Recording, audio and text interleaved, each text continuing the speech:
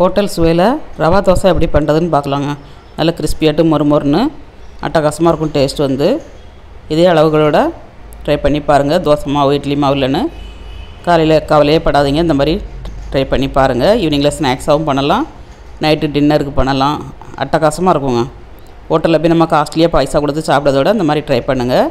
தேவையான பொருள் வந்து அரை பவுல் ரவை எடுத்துருக்கேன், ஒரு பவுல் அரிசி மாவு, ஒரு ஸ்பூன் ஜீரகம், 1.5 ஸ்பூன் மிளகுங்க. மிளகை முழுசாகவும் போடலாம், தட்டியும் போடலாம். 3 ஸ்பூன் பொட்டுக்கடலை, ரீஃபண்ட் ஆயில் ஒரு 4 ஸ்பூன் ஊற்றிருக்கேன். அப்புறமா பெருங்காயத்தூள், மல்லித்தழை, கருவேப்பிலை, பச்சை மிளகாய், இஞ்சி, கேரட்டு, கருவேப்பிலைங்க, எல்லாமே தேவையான பொருள் எடுத்து வச்சுருக்கேன். ஒரு மிக்சிங் பவுல் எடுத்துகிட்டு நம்ம அதில் அரை கப்பு வறுத்த ரவைங்க, லைட்டாக வறுத்து போடுங்க, நல்ல மொறுமொறுன்னு கிடைக்கும். இல்லை நல்ல முங்குற அளவுக்கு ஒரு 300 கிராம் தண்ணி ஊற்றி நம்ம 10 நிமிஷம் ஊற வச்சுக்கணுங்க. ஊற வச்சிங்கன்னா தோசை வந்து நல்ல மொறுமொறுன்னு கிறிஸ்பியாக கிடைக்கும். 10 நிமிஷம் கழித்து தான் நம்ம பண்ணணும். 10 நிமிஷம் ஆயிடுச்சு. ஹோட்டலெல்லாம் இந்த மாதிரி தான் பண்ணுவாங்க. சின்ன சின்ன டிப்ஸெல்லாம் ஃபாலோ பண்ணுங்கள். ரவா தோசை வந்து சூப்பராக கிடைக்குங்க. அரிசி மாவு வந்து ஒரு பவுல் எடுத்துருக்கேன், மைதா மாவு அரை பவுலுங்க. ரவையும் மைதா மாவும் அரை பவுல் எடுக்கணும், அரிசி மாவு ஒரு பவுல், ஜீரகம் 1 ஸ்பூனு, மிளகு வந்து 1.5 ஸ்பூனு. நான் ரேஸாக தட்டி போட்டிருக்கேன். முழுசாக போட்டால் அப்படியே தூக்கி போட்டுருவாங்க, அதனால் தட்டி போட்டிருக்கேன். ஒரு கேரட்டை வந்து இந்த மாதிரி நீள சைஸில் கட் பண்ணி போட்டிருக்கேன். நீங்கள் துருவி போடனாலும் போட்டுக்கலாம், அதுவும் ரொம்ப டேஸ்ட்டாக இருக்கும். இப்படி போட்டோம்னா நமக்கு பார்க்கறதுக்கு அழகாக இருக்குங்க, அதனால் நீளமாக கட் பண்ணி போட்டிருக்கேன். ஃபஸ்ட்டு நம்ம ஊற்றின தண்ணியிலே நம்ம மிக்ஸ் பண்ணிடணும், அப்படின்னா கட்டி இல்லாமல் நமக்கு கிடைக்குங்க. ஏன்னா ரவா, மைதா மாவு, அரிசி மாவு எல்லாமே கட்டி கட்டியாக பிடிக்கும். அதனால் நம்ம கொஞ்சம் மிக்ஸ் பண்ணிவிட்டு அப்புறமா தண்ணி ஆட் பண்ணிடணும். இப்போ தண்ணி ஆட் பண்ணிடலாம். கொஞ்சம் தண்ணியாக தான் நம்ம வைக்கணும். ரவா தோசை வந்து தண்ணியாக ஊற்றினா தான் நல்ல மொறுமொறுன்னு கிறிஸ்பியாக கிடைக்கும், திண்ணமாக ஊற்றக்கூடாது.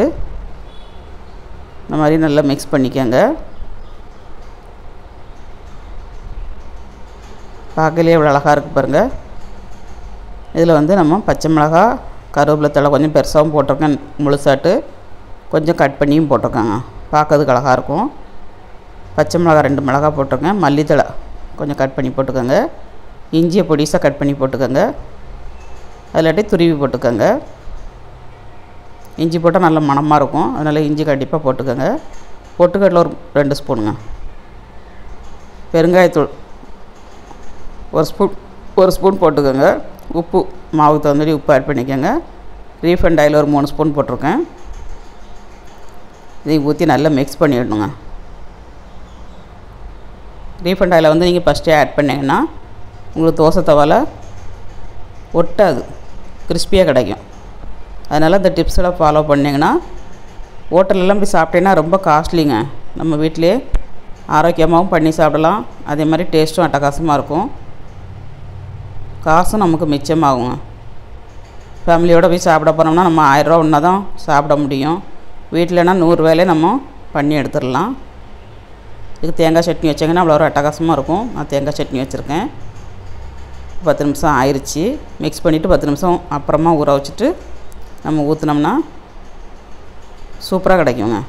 மைதா அரிசி மாவுலாம் கொஞ்சம் ஊறிட்டுனா சூப்பராக கிடைக்கும். தண்ணி நான் கொஞ்சம் ஊற்றிருக்கேன், உங்களுக்கு தேவையான அளவு ஊற்றிக்கங்க.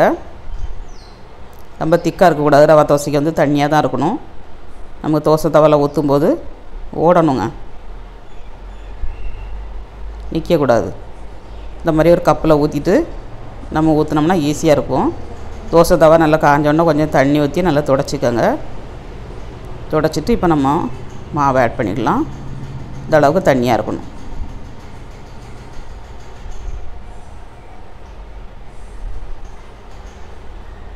கொஞ்சம் எண்ணெய் ஆட் பண்ணிடலாம். எண்ணெய், நெய் எதனாலும் ஆட் பண்ணிடலாங்க. ஒரு 5 நிமிஷம் நம்ம வேக விடணும். அடுப்பை மீடியம் ஸ்லீவில் வச்சு ஒரு 5 நிமிஷமாவது வேக விட்டால் தான் நல்ல மொறுமொறுன்னு கிறிஸ்பியாக கிடக்கும். உங்களுக்கு வேகிறதுக்கு கொஞ்சம் லேட்டாகும், ஆனால் டேஸ்ட் அட்டகாசமாக இருக்கும். இப்போ நல்லா வெந்துருச்சு, நம்ம எடுத்தாச்சு. பார்க்கலே இவ்வளோ எம்மியாக இருக்குது பாருங்கள், கலர்ஃபுல்லாட்டு. இப்போ அடுத்தது இன்னொன்று ஊற்றிக்கலாம்.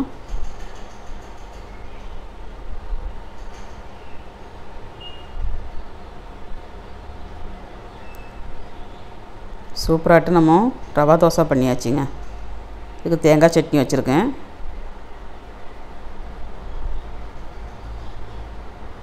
கல் தவாவில் ஊற்றினேன்னா இதோட மொறுமொறுன்னு நல்லா கிறிஸ்பியாக கிடைக்கும் உங்களுக்கு. கல் தவா இருந்ததுன்னா கல் தவாவில் ஊற்றிக்கோங்க. நான் நான்ஸ்டிக் தவாவில் தான் ஊற்றிருக்கேன். எண்ணெய் ஊற்றி பண்ணுங்கள். எண்ணெய் ஊற்றி பண்ணிங்கன்னா சூப்பராக கிடைக்குங்க. இப்போ அடுப்பில் கிடக்குது 2வது தோசையை நம்ம எடுத்துக்கலாம்.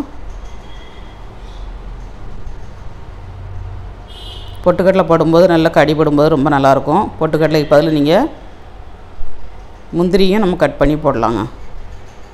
கேசுவை கட் பண்ணி போடுங்க, அதுவும் ரொம்ப டேஸ்ட்டாக இருக்கும். இப்போ தேங்காய் சட்னியில் முக்கி சாப்பிட்டோம்னா அவ்வளோ ஒரு அட்டகாசமாக இருக்குங்க. எவ்வளோ மொறுமொறுன்னு கிறிஸ்பியாக இருக்குது பாருங்கள்.